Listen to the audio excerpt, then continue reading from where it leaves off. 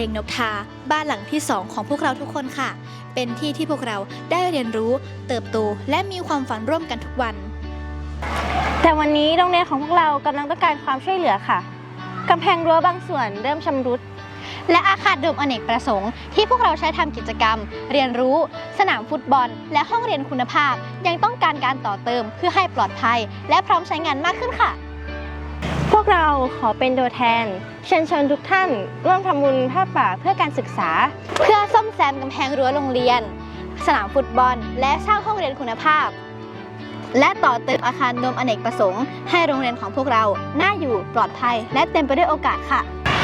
โดมหลังนี้ไม่ใช่แค่อาคารธรรมดาแต่คือพื้นที่ของการเรียนรู้ความสามัคคีและความสุขของพวกเราค่ะ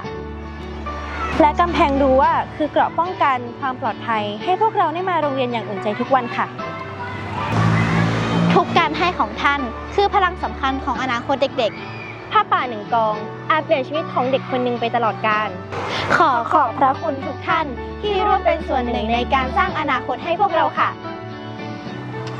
ทุกท่านสามารถร่วมบุญได้ที่ธนาคารกรุงไทยชื่อบัญชีโรงเรียนอนุบาลเลงนกทาผ้าป่าเพื่อการศึกษา